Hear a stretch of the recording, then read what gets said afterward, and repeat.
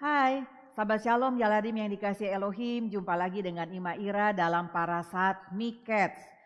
Kamu bisa membaca Parasat Mikets ini di dalam Kejadian pasal 41 ayat 1 sampai 44 sampai 17. Jadi pelajaran firman Tuhan pada hari Syabat ini masih berbicara tentang kehidupan Yosef yang dipenjara 2 tahun lagi setelah juru minuman Faro dibebaskan dari penjara dan kembali melayani Faro di dalam istananya. Ya, kita sekarang akan melihat gambar. Kita akan sama-sama belajar huruf-huruf Ibrani dari Parasat Mikets. Ya, Yaladim bisa melihat gambarnya di sana ya. Dan belajar huruf-huruf Ibrani. Jadi Mikets dalam bahasa Ibrani dieja mem, kof, dan sadi sofit. Mem, kof, sadi sofit. Dibaca Mikets, artinya pada akhirnya. Jadi 2 tahun setelah juru minuman Faro kembali melayani di istana Faro, Faro bermimpi. Mimpinya ada 2. Dalam mimpinya yang pertama, di situ ada lembu yang gemuk dan bagus keluar dari sungai Nil. Tidak lama kemudian muncul juga 7 lembu yang buruk. Kenapa buruk? Karena sangat kurus. Lalu kemudian 7 lembu yang kurus ini dia memakan 7 lembu yang gemuk. Tetapi meskipun dia sudah memakan 7 lembu yang gemuk, badannya tetap kurus, kering, dan jelek. Hah, kok bisa begitu ya? Padahal dia memakan 7 lembu yang gemuk. Kemudian dalam mimpinya yang kedua, Faro melihat ada 7 bulir gandum yang bagus dan indah. Tetapi kemudian dia juga melihat ada 7 bulir gandum yang kurus, kering, layu. Bukan hanya sampai di situ, tetapi 7 bulir gandum yang jelek, yang layu ini dia memakan 7 bulir gandum yang bagus, yang indah. Tetapi apa yang terjadi? 7 bulir gandum yang layu, yang kering itu tetap layu dan kering. Wah, Faro jadi bingung dia. Apa ya kira-kira arti mimpinya?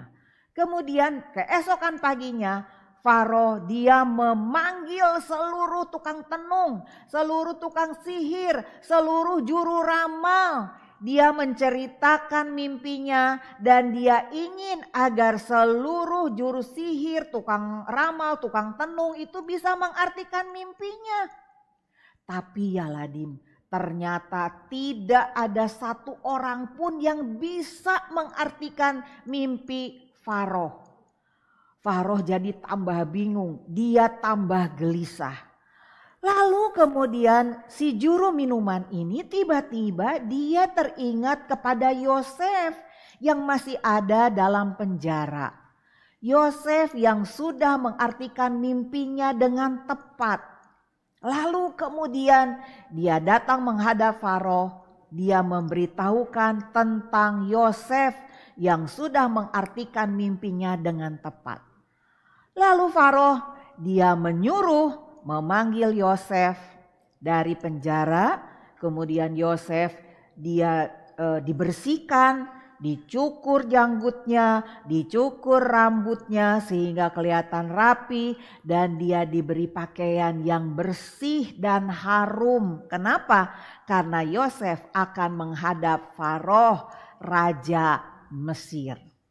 Lalu kemudian Faro dia menceritakan mimpinya kepada Yosef dan kemudian Yosef dia menanggapi apa yang dikatakan oleh Faro. Kita buka sama-sama Kejadian pasal 41 ayat 15 sampai 16.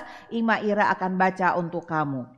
Berkatalah Faro kepada Yosef, "Aku telah bermimpi dan seorang pun tidak ada yang dapat mengartikannya.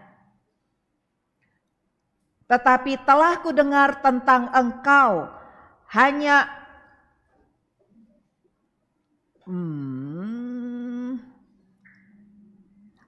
dengan mendengar mimpi saja engkau dapat mengartikannya. Lalu kemudian Yosef menjawab apa yang dikatakan Faro di dalam ayat 16. Yosef menyahut Faro, bukan sekali-kali aku, melainkan Elohim juga yang akan memberitakan kesejahteraan kepada tuanku Faro. Ya Ladim, ada satu pelajaran yang luar biasa di sini. Faro dia sudah mendengar kehebatan Yosef dalam mengartikan mimpi dari juru minuman.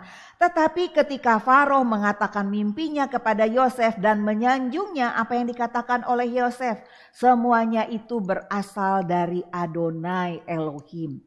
Jadi Yosef dia tidak berubah menjadi orang yang sombong, orang yang besar kepala. Aku sudah berhasil mengartikan mimpi juru minuman dan ternyata apa yang aku artikan itu benar terjadi. Tidak, Yosef mengatakan dengan kerendahan hati bahwa semuanya itu terjadi karena Adonai Elohim. Ya, jadi kamu perhatikan sekali lagi apa yang dikatakan oleh Yosef. Bukan sekali-kali aku, melainkan Elohim juga yang akan memberikan kesejahteraan kepada tuanku Faro. Jadi di sini kita belajar ya bahwa Adonai Elohim itu sangat mengasihi orang yang rendah hati. Yosef mempunyai sikap yang rendah hati, dia tidak sombong. Itu sebabnya Adonai Elohim menyertai Yosef dan membuat hidupnya berhasil ya Ladim. Yosef juga kita belajar bahwa dia tidak mengeluh dan tidak menyalahkan Tuhan atas hidupnya yang menderita. Yosef juga tidak marah, dia tidak membenci saudara-saudaranya yang sudah membuat hidupnya menderita ya Ladim. Kenapa? Karena Yosef tahu bahwa semua itu terjadi karena kehendak Tuhan. Roma 8 ayat 28. Karena itu kita tahu bahwa Tuhan turut bekerja dalam segala sesuatu untuk mendatangkan kebaikan. Tetapi tidak berhenti di situ. Ya, mendatangkan kebaikan bagi orang yang mengasihi Tuhan. Kita melihat Yosef begitu mengasihi Tuhan. Dia tidak dendam, dia tidak benci kepada saudara-saudaranya. Dia tidak marah kepada Tuhan dan menyalahkan Tuhan atas penderitaan yang dia alami. Dia tetap rendah hati ketika Faro menyanjung dia. Sehingga Adonai Elohim sangat menyukai Yosef ya dan memberkati Yosef. Nah, ya Ladim yang dikasihi Elohim, apapun yang kamu alami dalam hidup kamu ya, baik itu suka atau duka, kamu harus tahu bahwa Tuhan menyertai kamu. Tuhan tidak ingin kamu menjadi anak yang sedih dan putus asa. Tuhan ingin kamu bertumbuh seperti Yosef yang rendah hati dan mau mengampuni orang yang sudah membuat hidupnya susah. Jadi apapun juga kesusahan kamu, misalnya kamu dapat nilai yang jelek, coba kamu berpikir, kenapa kamu mendapat nilai yang jelek? Karena kamu kurang berusaha, kamu kurang giat belajar. Coba kamu giat belajar sambil kamu berdoa kepada Adonai Elohim, maka Ima percaya Adonai Elohim akan memberikan kepada kamu hikmat, akal budi, segala sesuatu yang kamu perlukan sehingga kamu boleh berhasil dalam sekolah kamu ya, karena Adonai Elohim dia mempunyai rencana yang indah bagi kamu. Adonai Elohim ingin memakai kamu menjadi alatnya. Adonai Elohim ingin menjadikan kamu sebagai terang di tengah-tengah dunia yang semakin gelap. Ya, karena itu Adonai Elohim, dia ingin hidup kamu berhasil. Dia ingin kamu menjadi terang, menjadi pelitanya Tuhan. Ya Ladim, hari Jumat yang lalu kemarin ya, kita sudah selesai merayakan Hanukkah. Lilin Hanukkah kita nyalakan pada hari Kamis petang. Tetapi itu bukan berarti terang kemuliaan Tuhan itu menjadi padam. Tetapi justru meskipun Hanukkah sudah selesai, terangnya itu tetap menyala di dalam kehidupan kamu, dalam kehidupan Ima, sehingga orang-orang bisa melihat terang kemuliaan Elohim ada di dalam hidup kamu, ada di dalam kehidupan Ima. Kol hakavod, Yeshua HaMashiach memberkati. Shabbat Shalom.